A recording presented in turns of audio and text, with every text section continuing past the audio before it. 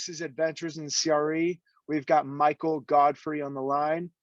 But before I kind of introduce Michael, I just kind of wanted to talk to you guys about what's going on and what this blog or podcast or video is all about. Michael is actually I'll let you guys guess that when he starts talking, but he is an international student. And I talk with a lot of international students. People reach out to Adventures in CRE wanting to transition over to companies in the US. And I really am not the expert at giving advice to this. So I went to Michael because he's a member of the accelerator. He moved from a country and he's now living in Dallas, Texas. And so I want to talk to him about what it's like if you're an international student. How can you go through the process of successfully landing a job over here in the US, and what it may look like for someone like you if you're in this shoes. So Michael, thank you for getting on here. I guess tell us a little bit about yourself and kind of where you're from, and what was your work experience like? Yeah, absolutely. Thank you very much for having me on, Tucker. And let me preface this with clarifying that I'm actually no expert either, but hopefully some of my experience gives some people some insights. In case my accent doesn't give it away, I'm from Australia, specifically from Melbourne.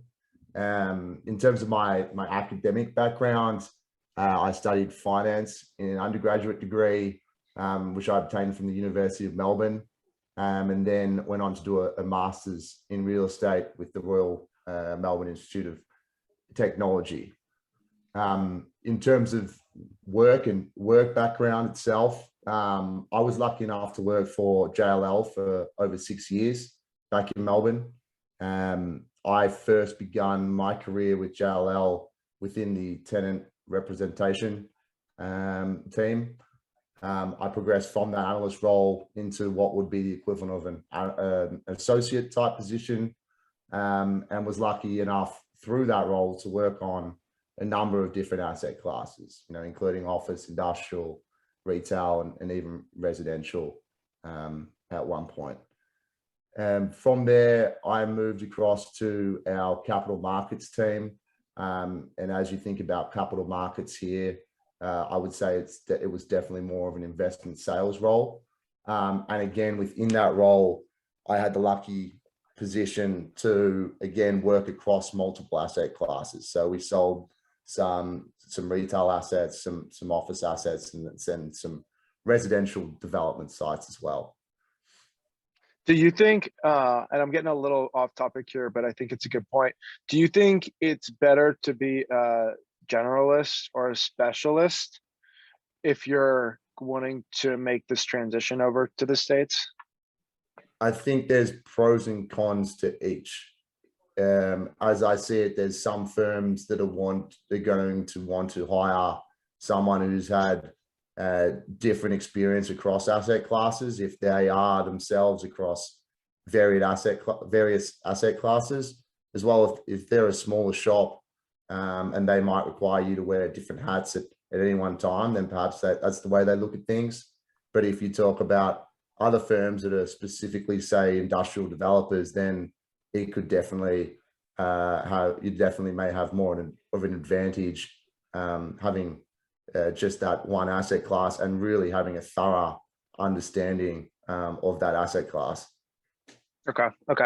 Well, I don't want to get off track here, but I do want to hit on your move from brokerage to investment sales / capital markets. And I want to hit on that because a lot of the readers here at Adventures in CRE probably find themselves in that exact same situation. They're in brokerage, they don't really have underwriting experience or principal side experience, and they want to jump onto that side. And they want to make that move.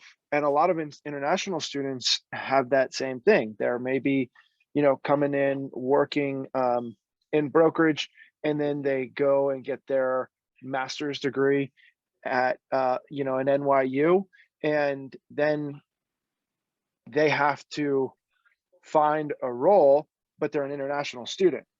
And so how would you recommend people bridging that gap?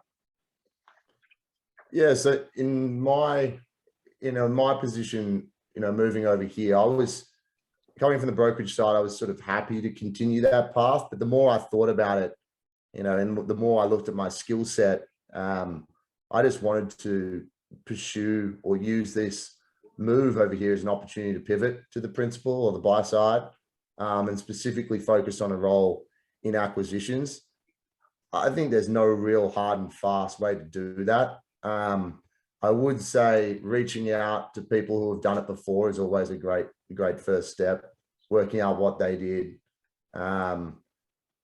finding avenues to learn more, and there's various programs throughout the US and then internationally where you can get experience, whether it be through underwriting a specific asset class, with debt and really getting into the intricacies of a model that perhaps you might not get within, some investment sales roles and things like that, or whether it's another program where you might have business cases where, you're looking at a JV type structure to a deal and you sort of work through a small little group like that, or even as simple as finding a mentor in the industry who can help sort of talk you through that and give you some tips and pointers. Well, congrats on making that successful move. So talk to me about this. You're in Australia. I'm not sure if it's a few hours. I think it's 8 hours, 12 hours ahead of. So 7 hours in front. No, we are currently 9 hours in front, but a day behind here in Texas. Okay, if that makes sense. Okay, so what's this process like? Like, are you getting up early in the morning, taking calls? Talk to me really about the process of looking for a job in Australia in the US. Yeah, I think when I first started out, the prospect was a lot more daunting than it actually turned out to be. Coming from Australia, the US seems an incredibly large place. It's very diverse. From a real estate perspective, it has many different markets. But what I found is the more you reach out to people within the industry, the more you realize how incredibly nice and helpful everyone is. In terms of my unique background and having worked for a US-based firm and one with international recognition, that was lucky on my part in terms of landing there. I could have, out of college, landed at an Australian firm and got great experience and all of that, but that JLL name did carry connotations when you do look for a job. So I acknowledge that, in my instance, it was pretty lucky in that sense. Hold up just a second. So if you're an international student right now and you're thinking in the next 5 years, I want to come to America and work, do you think it would be good advice for them to work for an American company or a company that Americans know? I think I would say yes, but I would say yes with a caveat. If you can get hands-on skills and you can convey that, then I think, people here in Dallas certainly could understand the skill set if you can convey that. I just think it does open a couple of easier doors through working for a US firm. That's not to say you could not do it working for a smaller Australian-based firm at all. But I just think it was just a fortunate position that I found myself in to say that I'd worked there for a number of years. Yeah. As a recruiter too, and I see a JLL on your resume, I'm automatically like, oh, boom. Like, I know that company, I can associate value with it. So I think from a recruiter's perspective, it would be helpful. All right. So you said it was a daunting undertaking. I mean, literally, like, how many calls did you have? What time were those calls? How'd you reach out to people? What mediums of communication did you use? Talk to me about that. Yes. So I probably used all of them. I think what I did the most, particularly as I first started, was, looking at what the firms were, particularly here in Dallas, Fort Worth, and identifying some individuals within those firms that were proactive and seemed to be proactive on LinkedIn, and reaching out to LinkedIn, reaching out via email, and then also in tandem to that, finding people who may not have necessarily been Australian, although I did, but people who have been from other countries and successfully moved here, and just getting some pointers as to, hey, what are the differences in the markets? What are the differences in the way people go about approaching things, and getting some good feedback and tips from them. But in terms of the way I did things, LinkedIn was big, emails were big. I only made a couple of cold calls off my phone. Imagine getting an Australian number where it's +661 and doesn't, no one's going to pick up that call. So I think LinkedIn and email were the biggest. I probably ended up making 150 calls over the time I was looking for a role, and they were at varying hours of the day given the time difference. I think I had some at 4 or 5 a.m. as I was getting up, and some at sort of 1 a.m. The hardest one I think was 2:30, because you don't know whether to stay up or get up. That's funny. I like the fact that you said reach out to someone who's already successfully moved into the market. So if someone's watching this right now and they wanted to reach out to you, would you mind if they added you on LinkedIn or something? Not at all. Okay. I'd encourage it for sure. Okay. How long did this process take for you? Yeah, so I think in terms of the actual search for the role, probably 3 months, which I acknowledge is probably a little on the short side. I will say that I came from a lucky position in that Melbourne was in lockdown for most of 2020, and I started my search early in 2021. And so whilst I wasn't working, if I was sitting at home, I took it upon myself to sort of, hey, I've got an opportunity to sit here and upskill and sort of work on honing some of my skills. And so I did, I did my financial modeling course, which was the accelerator, and ran through a couple of other different courses and things, and which really I think created that runway without having known it at the time, because you get to a position and it's like, hang on, I've done this financial modeling course that's US based and that is garnering a reputation for a lot of people to have done. And so those type of things I think helped give me a bit of a leg up. And so that 3-month process I think is probably a little on the short side. If you include that type of stuff, then maybe it sort of ends up at 5-6 months. But in terms of those calls, really probably around 3 months. And it took me I would say the better part of 6 weeks really following up with people to get to a point where I was offered, interviews for roles that I wanted to be in. And so I think it's like that, you keep pushing and pushing, and then at some point, people start to recognize your name, whether you've spoken to them, whether you've reached out, someone looks at you on LinkedIn and all of a sudden you've got 10, 15, 20 people that are in their network. And so that just takes time. And the more you do it, the more your name gets out there. You said keep pushing, number one. You also said it took you kind of 6 weeks to get a job interview. How hard were you working to get those interviews within those 6 weeks? Yeah, so I was still working with JLL at the time. I told my boss, who was really supportive of it. And we were busy, which meant that I was doing my work after hours. So every day I was doing it. I was probably reaching out to between 5 and 10 people a day. I love that. Yeah. 5 to 10 people a day. That's the one thing I say. If someone has a hard time finding a job, I always ask them, how many people are you reaching out to? And it's usually none. So I commend you for that. And if you're listening to this in a hard situation, you heard it. Michael said 5 to 10 people a day. And the beauty about something like moving to Dallas is you meet someone, and because they're so willing to help, you end up with 3 other people to call or to reach out to. And it's not quite a completely warm introduction, but it's like, hey, so-and-so recommended I reach out. Would you have 5-10 minutes just to jump on the phone quickly? So yeah, again, it's one of those things that gathers more momentum the more you do it. Would you say, because you were pretty locked in on Dallas, would you say for a candidate who's looking to make that international jump to like lock down on a market or kind of go broad?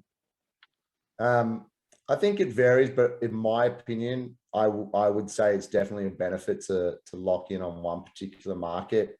I think one, the networks within that industry in that location, you'll start to, know people who know someone else, and you create a bit of a network. The other component is, if you're speaking to, an head of acquisitions or head of investments, and they want you to understand the market, and you'd probably be spreading yourself a bit too thin if you were trying to understand the nuances of a market in, let's say, Manhattan versus the broader DFW market, which I acknowledge is a big market. But I think trying to spread yourself too thin could put a lot more work on your plate, for sure. Mm-hmm. Okay, cool. I like that. All right, so you are now here in Dallas, Texas. You've officially and successfully gotten a job. How long has it been since you've been at your current company? Almost 14 months now. Almost 14 months. Well, congratulations on that. So, Thank you. I guess what'd you learn throughout the process? A candidate reached out to me and said, Tucker, should I apply to hybrid roles, remote roles, full-time in-person roles? That's a question. Did you join any specific networking events is another question. Kind of talk to me about that. Yeah, so in terms of the roles, I would say I kept an open mind. And again, at that point, it was when I moved over here was March last year. And so, there was still a lot of people working from home at that stage. And so I had to keep an open mind up. But I think in the way the world is going, there's increasing roles which are hybrid. There's other roles which are remote, and then there's a lot that is still full-time in person. And so I kept an open mind. I think that creates the best avenue to nailing a role that you like, because you might prefer to work in person, or you might prefer to be maybe a bit of both, or remote even, and giving yourself the opportunity to meet different employers.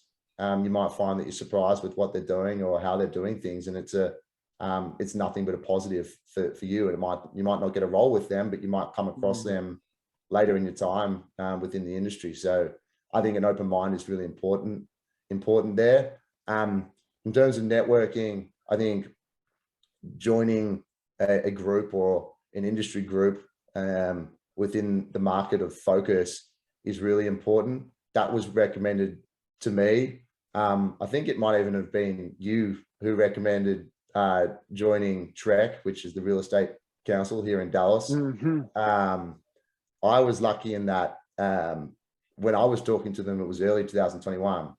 CREC are usually in person, and a lot of them were hosting Zoom sessions online. And so I got a really good opportunity to meet several individuals with whom I still have a great relationship with today. And so, CREC are a Dallas-based industry networking group, which also give back to the community, held in high regard here in Dallas-Fort Worth. And so, I think that's been really important, both for me getting a role over here originally, but also in developing a network, so that when I stepped off the plane, I felt I could reach out to some individuals, and all of a sudden you feel like you're not as new as you think you are. You've actually got some relationships that you can start to grow and nurture, and feel like you're in that industry, in that particular location. So I think those groups, where you can find them, I definitely would think it's a positive for sure.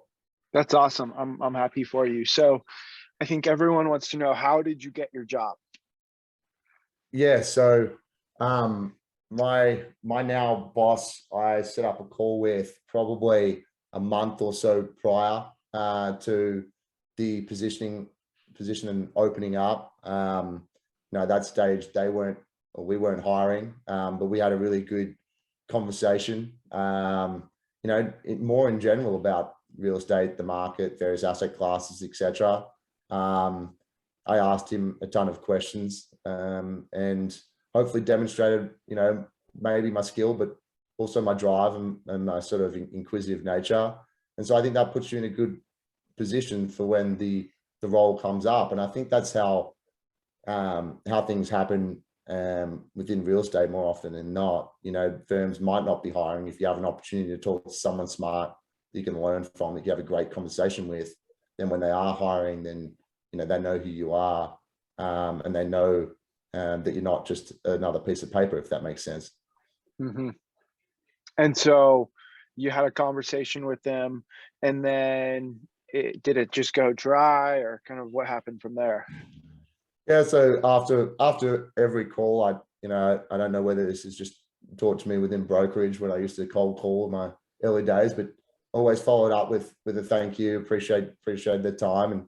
And he recommended I reach out to a few other individuals. And so again, it's like those calls I was talking about earlier. You jump on the phone with someone and they're happy to introduce you to 2-3 people, and you start to broaden your network. And so kept in touch. I wouldn't say it was every day. I think that's, but we spoke a few times in between then, not at length, but just checking in.